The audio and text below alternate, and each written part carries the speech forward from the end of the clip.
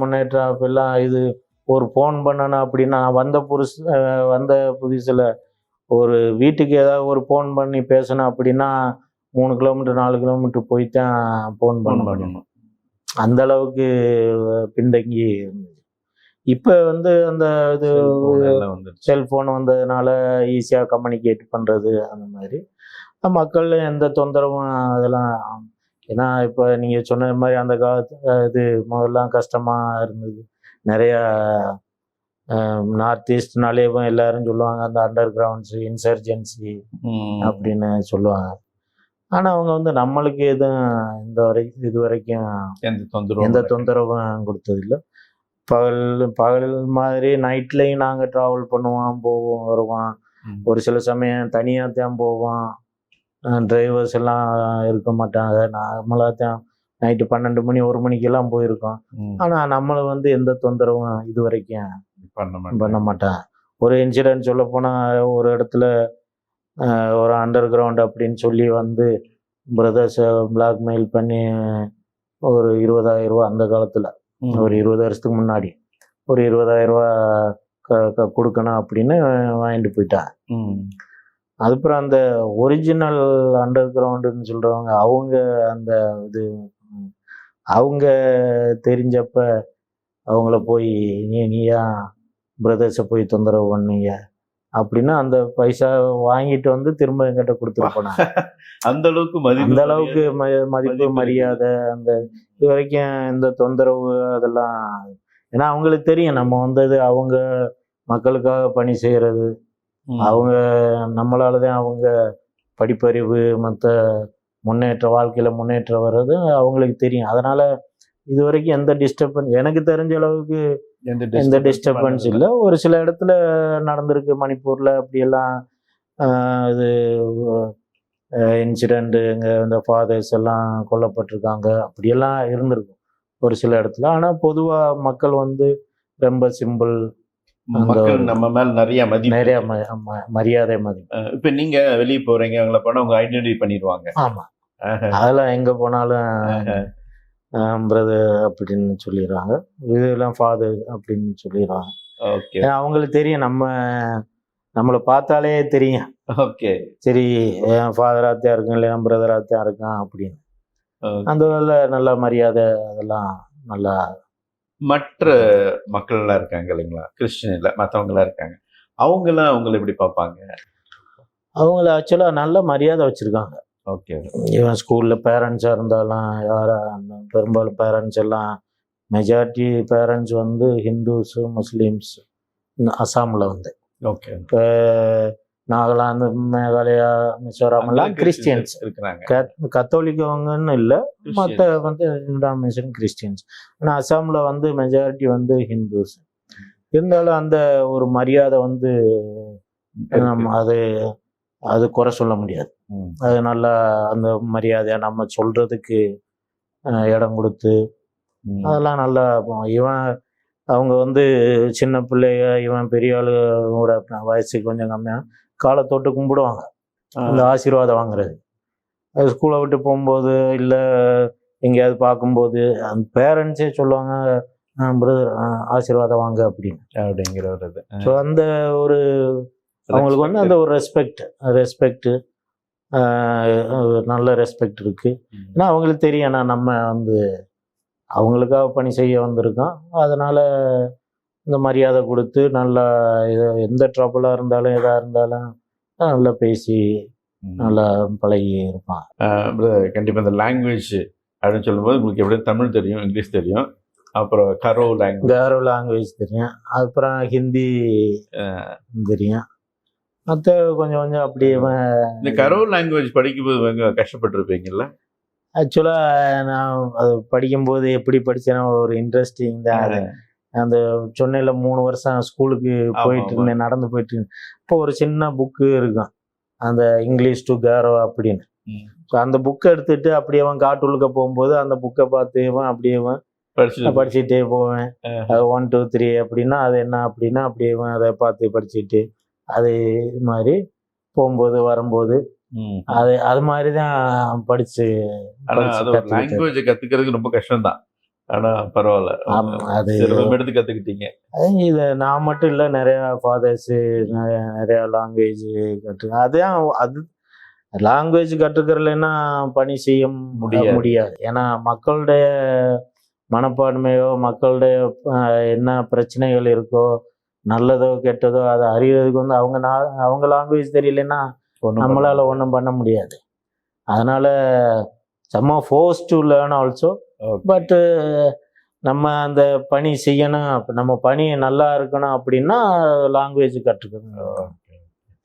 Brother, இப்போ அசாம் நீங்க பணிபுரிஞ்ச இது வந்து கரோ மேகாலயாவில், இங்கே அசாம்லேயும் அவங்க இதுதான், அவங்களும் இருக்காங்க, மற்ற அசாமீஸு மற்ற எல்லாம். இவங்களுடைய கல்ச்சர்ல பெக்யூலரியா இருக்குது, ஒரு புதுசா இருக்குது, எனக்கு ரொம்ப பிடிச்சது அப்படின்ட்டு அவங்க கல்ச்சர் பற்றி சொல்லுங்களேன். காரோஸ்னா எல்லாம் சிம்பிள். ஓகே, பீப்புள் வந்து ரொம்ப சிம்பிள். நம்மளை மாதிரி இது பெரிய வீடு கட்டணும் அந்த அப்படியெல்லாம் கிடையாது. அதை சேமித்து வைக்கணும் வருங்கால தலைமுறைக்கு, அந்த மாதிரியெல்லாம் அவங்க இன்னைக்கு எப்படி நம்ம வாழ்க்கை போகணுமோ அப்படி அதை பற்றி தான் யோசிப்பாங்க.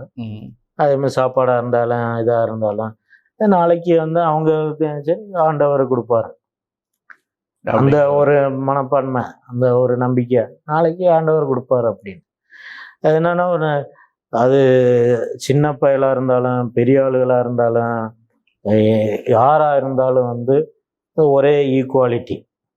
இப்போ உங்களுக்கு வந்து ஒரு கப்பு டீயும் 2 பிஸ்கட்டுன்னா, ஒரு வயசு பயலாக இருந்தால் கூட ஒரு கப்பு டீயும் 2 பிஸ்கட் அந்த மாதிரி பண்ணுவாங்க. அந்த மாதிரி தான். ஏன்னா பெரிய ஆள் அதிகமாக கொடுக்கணும், சின்ன அந்த ஒரு எண்ணம். அப்புறம் அப்பெல்லாம் இப்போ கொஞ்சம் சேஞ்ச் ஆகிட்டே வருது. அது ஒரு நெகட்டிவ் இன்ஃப்ளூயன்ஸ்னு கூட சொல்லலாம். முதல்லலாம் பார்த்தா ஏதோ பசியாக யார் போனாலும் இல்லைன்னு யாரும் சொல்ல மாட்டாங்க.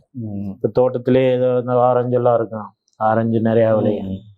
அது மாதிரி போனோம்னா எவ்வளவு சாப்பிட முடியுமோ அவ்வளோ சாப்பிட்டுக்கலாம், யாரும் எதுவும் சொல்ல மாட்டாங்க. ஒன்லி எடுத்துகிட்டு போகக்கூடாது, அந்த மாதிரி எடுத்துகிட்டு போகக்கூடாது, இருந்து சாப்பிட முடியறத சாப்பிட்டுக்கலாம்.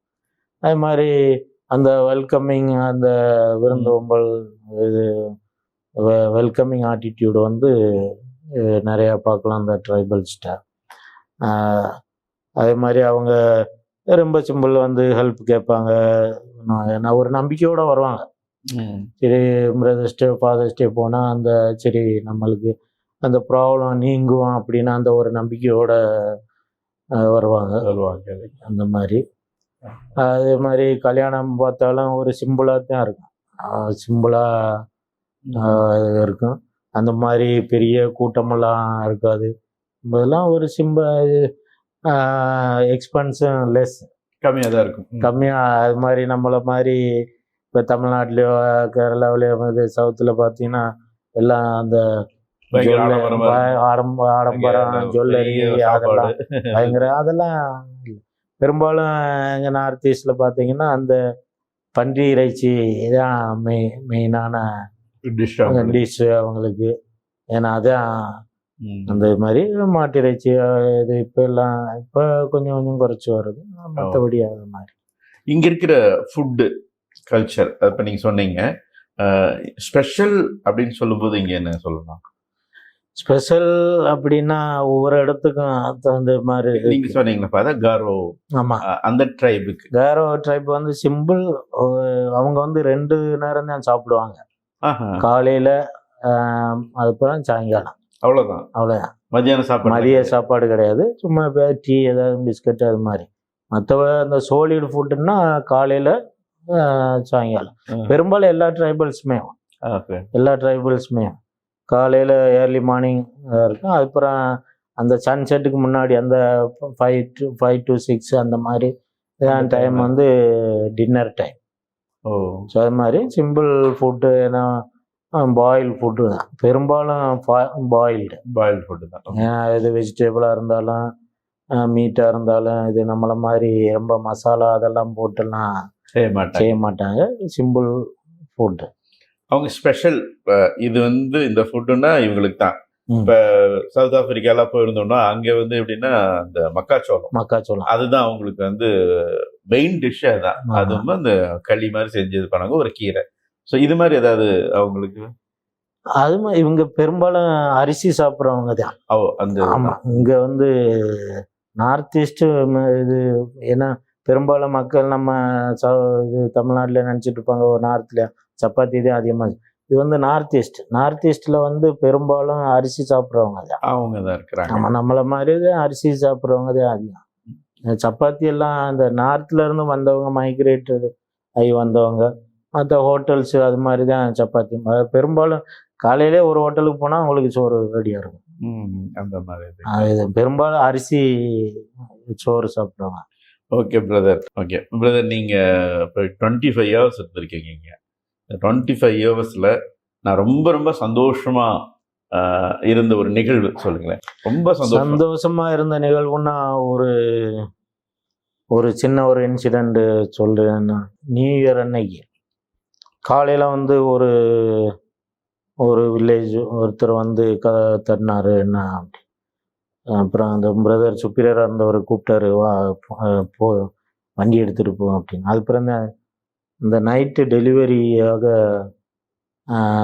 அம்மா இது வீட்டில் இருக்கிறாங்க, டெலிவரி குழந்தை வெளியில் வந்துருச்சு. அந்த ஆம்பிளிக்கல் கோடுன்னு சொல்லுவாங்களா, அது அந்த இது அப்படியே கட் பண்ணவே இல்லை. அப்படி அது நைட்டு இருந்து காலையில் வரைக்கும் வெயிட் பண்ணிகிட்டே இருந்திருக்காங்க, இன்னொரு குழந்தை உள்ளே இருக்குமா அப்படின்னு. அது நான் அவ்வளவு கல்வி அறிவு இல்லை. அப்புறம் நான் வண்டி எடுத்துகிட்டு ஒரு 2 கிலோமீட்டர் தூரம் போகும்போது அது ரோடும் சரியில்லை, அப்படியே வண்டியும் ஸ்லிப்பாகி அப்படியே இருந்தாலும் மேனேஜ் பண்ணி போய் ரொம்ப ஸ்டீப் டவுன் வீடு. அங்கேருந்து போய் நான் அந்த இது அவங்களோட சேர்ந்து அந்த அம்மாவும் குழந்தையும் இதில் அந்த மூங்கில் பாயின்னு சொல்லுவாங்க, அதில் போட்டு தூக்கி கொண்டு வந்து ஹாஸ்பிட்டலுக்கு கொண்டு போய் அட்மிட் பண்ணி, இது இன்னும் ஒரு 1/2 hour லேட்டாக இருந்துச்சுன்னா 2 பேருமே இறந்துருப்பாங்க.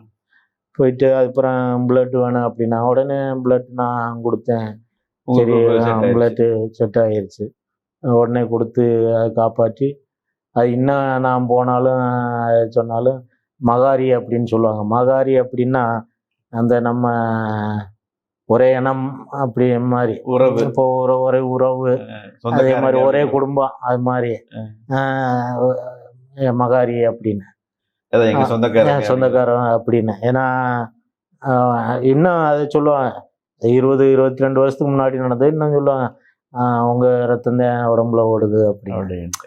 ஸோ அந்த மாதிரி அதெல்லாம் நடிக்கும்போது மனசுக்கு சந்தோஷம். 2 உயிரை காப்பாற்றி இப்போ 2 பேரும் நல்லா வாழ்ந்துட்டு இருக்காங்க. இந்த பொண்ணு இப்போ இது காலேஜ் எல்லாம் முடிச்சு இப்போ வேலைக்கு போயிட்டு இருக்கு. அப்படிங்கும்போது ஒரு சாதாரண 2 உயிரை காப்பாத்திருக்கிறீங்க. கொஞ்சம் லேட்டா இருந்தாலும் 2 உயிரும் இறந்துருப்பாங்க. ரொம்ப சந்தோஷம். அந்த மாதிரி நிறைய இப்போ எல்லாம் மலேரியா வந்து அதிகம். இப்பெல்லாம் நிறையா கண்ட்ரோல் பண்ணியிருக்கு. இப்போ வந்து மலேரியா நிறைய எங்கள் ஸ்கூல்லேயும் பிள்ளைகள்லாம் வருஷத்துக்கு ஒரு 2 பேர் 3 பேர் அப்படியெல்லாம் இறப்பாங்க மலேரியாவினால. பிள்ளைகளுக்கும் இது மக்களுக்கும் அந்த பொருளாதார வசதி கிடையாது, ஹாஸ்பிட்டலுக்கு போய் அந்த ட்ரீட்மெண்ட் எடுத்து. ஏன்னா அப்போ வந்து காஸ்ட்லி இது போய் மெடிசன் எல்லாம். நீங்கள் வந்த புதுசில் அவங்க எப்படி இருந்தாங்க, இப்போ அவங்களோட விசுவாசம் எப்படி இருக்குது அப்படிங்கிறத பற்றி கொஞ்சம் சொல்லுங்களேன். இப்போ 25 வருஷத்துக்கு முன்னாடி அப்படின்னா, ஏன்னா மக்கள் அந்த அது ஒரு மிக்ஸ்டு அப்படின்னு சொல்லலாம். இருந்தாலும் ஒரு சிலர் அந்த கொஞ்சம் ஓல்டு அந்த வயசானவங்க அப்படின்னு நிறைய பேர் 2 கிலோமீட்டர் 3 கிலோமீட்டர் 5 கிலோமீட்டர் கூட நடந்து மாஸுக்கு வருவாங்க. இது சண்டே மாஸ், மற்ற கிறிஸ்மஸோ நியூ இயரோ மாஸு. இங்கே வந்து பெரும்பாலும் இங்கே கவாத்தி சிட்டியில் வந்து டிஃப்ரெண்ட். மற்ற ஏரியாவில எல்லாம் கிறிஸ்மஸ் மாசெல்லாம் நீங்கள் ஆரம்பிக்கிறதுக்கு முன்னாடி எங்களுக்கெல்லாம் கிறிஸ்மஸ் முடிஞ்சிடும். ஏன்னா சாயங்காலம் 7 மணிக்கெல்லாம் 5 மணிக்கெல்லாம் மாஸ் இருக்கும் கிறிஸ்மஸ் மாஸ். ஆமாம், தூரம். நியூ இயரும் எங்களுக்கெல்லாம் 5 மணிக்கெல்லாம் மாசு 7 மணிக்கெல்லாம் நியூ இயர் முடிஞ்சிடும், ஈஸ்டரும் அப்படி. இப்போ வந்து கொஞ்சம் சுச்சுவேஷன் மாறுது, ஏன்னா கம்யூனிகேஷன் ஃபெசிலிட்டி இம்ப்ரூவ் ஆனதுனால. இல்லைன்னா ஆனால் மக்கள் எப்படி இருந்தாலும் நடந்து அந்த இருட்டில் மலையில இருந்து வந்து பூசை பார்த்துட்டு திரும்பி திரும்பி அவங்க போகும்போது 1 மணி நேரம் 2 மணி நேரமெல்லாம் நடக்க வேண்டியிருக்கும் போவாங்க. அந்த இருட்டில். பயம் வேற மற்ற ஏதாவது விலங்கினங்கள் ஏதாவது இருக்குமா என்ன அப்படின்னு அந்த ஒரு பயம் இருந்தாலும் அவங்க அந்த ஒரு பக்தியோட அந்த விசுவாசத்தோட வந்து வருவாங்க. இது மாசுக்கெல்லாம் வருவாங்க, ஏன்னா பெரும்பாலும் சண்டே மாசு.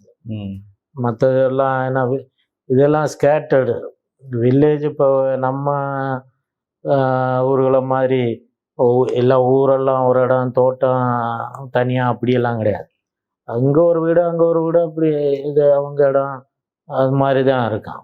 அதனால் ஸ்கேட்டர்டு தான் இது. அந்த எல்லாரும் சேர்ந்து ஒரே இடத்துல அப்படி கிடையாது, அது ஸ்கேட்டர்டு இதுதான். இருந்தாலும் அது வந்து இறங்கி ஏறி அந்த மலங்காட்டில் வந்து போகிறது வந்து கஷ்டமாக இருந்தாலும் பெரும்பாலும் வந்துடுவாங்க. அது மாதிரி அதே மாதிரி அவங்க இது அவ்வளவு பொருளாதார வசதி இல்லைன்னாலும் கூட அந்த ஆஃபர்ட்டி எல்லாம் ஜென்ரஸாக கொடுப்பாங்க. காணிக்கை டயத்துலலாம் இப்போ நம்ம மாதிரி ஒரு தட்டுலெல்லாம் வச்செல்லாம் கொண்டு வர மாட்டான். ஒரு பிளாஸ்டிக்கில் எதோ இது நிலத்தில் விளையிறதோ எதாக இருந்தாலும் அப்படியே வந்து நிறைய அதெல்லாம் கொண்டு வந்து கோழியோ ஆடோ ஏதோ இருக்கிறத ஜென்ரஸாக கொடுப்பாங்க. அதை நான் பார்த்துருக்கேன். இவங்களுடைய மெயின் ஒர்க் தொழில் அப்படின்னா என்ன சொல்லலாம்? பெரும்பாலும் இந்த விவசாயம் பார்ப்பாங்க. விவசாயம்னா நம்மளை மாதிரி இல்லை, இது வந்து மழையாக இருக்கிறதுனால அந்த மழையை நம்பி அந்த விவசாயம் பார்ப்பாங்க. அப்புறம் இன்னொரு சொல்லுவாங்க ஜும் கல்டிவேஷன் அப்படின்னு. ஜும் கல்டிவேஷன் அப்படின்னா இப்போ மலையில் ஒரு மலையை இது கிளியர் பண்ணி அதில் விவசாயம் பண்ணுவாங்க. அது நான் எல்லாத்தையும் எரிச்சுட்டு அந்த சாம்பல் அதெல்லாம் அது வந்து இப்போ வந்து ரொம்ப டிஸ்கரேஜ் பண்ணுறாங்க, ஏன்னா அது வந்து மழை அழிக்கிற மாதிரி அப்படின்னு. அப்புறம் அடுத்த வருஷம் வந்து அந்த இடத்த விட்டுட்டு இன்னொரு இடம், அப்புறம் இன்னொரு இடம், அது மாதிரி விவசாயம் பண்ணுவாங்க. நாடோடிகள் இல்லை, அது கம்ப்ளீட்டாக போக மாட்டாங்க. விவசாயம் பார்க்குறதுக்கு அந்த ஒரு குறிப்பிட்ட இடத்த கிளீன் பண்ணி அதை எரித்து அதில் விவசாயம் பண்ணுவாங்க. அதுக்கடுத்து இன்னொரு வருஷம் இல்லைன்னா 2 வருஷம் ஒரு இடம் அந்த மாதிரி போயிட்டு வேலை செய்வாங்க. அது வந்து ஜும் கல்டிவேஷன் அப்படின்னு சொல்லுவாங்க. இந்த விவசாயம் தான் பட் மெயின். பெரும்பாலும் ஆடு மாடு நிறைய ஆடு மாடு இருக்கு, மாடுகள் இருக்கும், மூங்கில் இருக்கும். நிறைய இடத்துல எல்லா வீட்லயும் பன்றிகள் இருக்கும். பெரும்பாலும் பன்றிகள்னா அது வீட்டில் வச்சு வளர்க்குற, இப்போ ஆடு மாடுகளை வளர்க்குற மாதிரி பன்னிகளை வளர்ப்பாங்க. இதுதான் சேல்ஸ் பண்ணுவாங்க. ஆமாம், இதை அது பன்னி குட்டிகளையும் வைப்பாங்க, இல்லைன்னா இது அறுத்து கறியாகவும் இது பண்ணுவாங்க. பெரும்பாலும் எல்லா வீட்லேயும் அந்த பன்றிகளை வளர்ப்பாங்க. ஆமாம், அவங்களோட கல்ச்சரில் அது ஒரு. ஆமாம், அது வந்து ஒரு முக்கியமானது. வீட்டுக்கு பின்புறமோ இல்லை வீட்டுக்கு பக்கத்துலேயோ இடத்துல இது அது விட்டுற மாட்டாங்க. இது அது வந்து ஒரு கொட்டை, இது ஆட்டு கொட்டை மாட்டு கொட்டையை மாதிரி அதுக்கு ஒரு இடம் போட்டு அங்கே வச்சு அதுக்கு உண்டான தீனி போட்டு வளர்ப்பாங்க. பரவாயில்ல, அவங்களுடைய கல்ச்சர். அது வந்து காஸ்ட்லி, இதை விட ஆடுகளை விட அது வந்து காஸ்ட்லி. பன்றிகள் தான் பயங்கர. ஆமாம். அதனால அவங்க இப்போ 2-3 பன்றிகளை வளர்த்தாங்கன்னா அவங்களுக்கு அது போதும். மக்களுக்கு சொல்ல வேண்டியது என்னன்னா, அந்த ஒரு இப்போ 25 வருஷம் நான் இங்கே இருந்திருக்கேன். 25 வருஷம் கடவுளுடைய பணிபுரிதலுக்கு வந்து நிறையா பேர் ஹெல்ப் பண்ணியிருக்காங்க. அப்படிங்கும்போது இங்கே வந்து நம்ம நினச்சிட்டு இருக்கோம் நம்மளை மாதிரியே எல்லாரும் அந்த ஒரு ஸ்டேஜில் இருப்பாங்க அப்படின்னு. இன்னும் நம்மளை விட கஷ்டப்படுற மக்கள் நிறையா இருக்காங்க. ஒரு சிலர் இன்னும் ஒருவேளை உணவு கூட கிடைக்காம ஒரு நல்ல துணி உடுத்தாமே இருக்காங்க. அதனால் நம்மளும் ஜென்ரஸாக கொஞ்சம் இது அந்த மிஷனுக்காக இல்லைன்னா ஒரு தேவை அழைத்தலுக்காகன்னு இல்லை, ஃபினான்ஷியலாக கொஞ்சம் ஜென்ரஸாகவும். இப்போ வந்து நம்ம பார்த்தோம்னா தமிழ்நாட்டில் வந்து இப்போ இந்த தேவாலயத்தில் வந்து கம்மியாக குறைஞ்சிட்டே இருக்கிறதுனால எங்களை மாதிரி என்னைய மாதிரி இங்கே வந்து மற்ற மறை மாவட்டங்கள்லையோ மற்ற சபைகளில் மூலமாக பணி செய்கிறதுக்கு ஆள் கம்மியாக இருக்கான். அதனால் தாய் தந்தையர்கள் ஜென்ரஸாக கொஞ்சம் இது தேவாலயத்தில் என்கரேஜ் பண்ணி இது மகளோ மகனையோ கடவுளுக்கு அர்ப்பணித்தா இன்னும் இந்த கடவுளுடைய நம்ம எப்படி நம்ம கடவுளுடைய ஆசீர்வாதம் பெற்றோமோ அதே மாதிரி நம்ம குழந்தைகள் மூலமாக இன்னும் பல கோடி மக்கள் ஆசீர்வாதம் பெறதுக்கு ஒரு சந்தர்ப்பமாக இருக்கும், வாய்ப்பாக இருக்கும். அதனால் எல்லாரும் அந்த அங்கங்கே கொஞ்சம் கொஞ்சம் ஏதாவது இன்சிடெண்ட் இருக்கும், நெகட்டிவிட்டி, அதெல்லாம் பார்த்துக்கிறாம நம்ம கடவுளுக்கு நம்மளுடைய பிள்ளைகளை அர்ப்பணித்தா இன்னும் நல்ல பணி செய்ய முடியும். கடவுளுடைய பணி சிறப்பாக இருக்கும். அதுக்கு நம்ம ஒரு கருவியாக இருக்க முடியும். அதுதான் மக்களுக்கு சொல்லக்கூடியது. எங்களுக்காக ஜெபம் பண்ணுங்க, இங்கே உள்ள மக்களுக்காக ஜெபம் பண்ணுங்க. ஆண்டவர் மென்மேலும் அவருடைய ஆசீர்வாதத்தை எல்லாருக்கும் பொழிந்தரில் இறைவனை வேண்டுவோம். நாங்களும் உங்களுக்காக ஜெபிக்கிறோம். இதான் இப்போ நாங்கள் கூடி வரும்போதெல்லாம் வந்து தமிழ்நாட்டை பற்றி நாங்கள் டிஸ்கஸ் பண்ணுவோம், பேசுவோம் என்ன அப்படின்ட்டு. அதே மாதிரி எப்பயுமே எங்களுடைய ஜெபம் ஆசீர்வாதம் எல்லாருக்கும். அன்புள்ளங்களே, மாதா தொலைக்காட்சி நேயர்களே, நிறைய காரியங்களை நம்ம பார்த்துட்ருக்கோம். குறிப்பாக சொல்லணும்னா அசாம் மாநிலத்தில் கவுஹாட்டியில் இருக்கிறோம். நிறையா பேர் பிரதர், அதே போல் அருள் தந்தையர்கள், அருள் சகோதரிகள், இந்த மாதிரி நிறைய பேர் அந்த மாநிலத்தை பற்றி, அவங்க செஞ்ச பணிகளை பற்றி, இங்கே இருக்கிற ட்ரைபல் பீப்புள் பற்றி நம்மோடு பகிர்ந்து கொண்டு இருக்கிறாங்க. தொடர்ந்து அடுத்த வாரம் இவங்களோட நம்ம பேசுவோம். அதுவரை உங்களிடமிருந்து விடைபெறுகிறோம். நன்றி, வணக்கம்.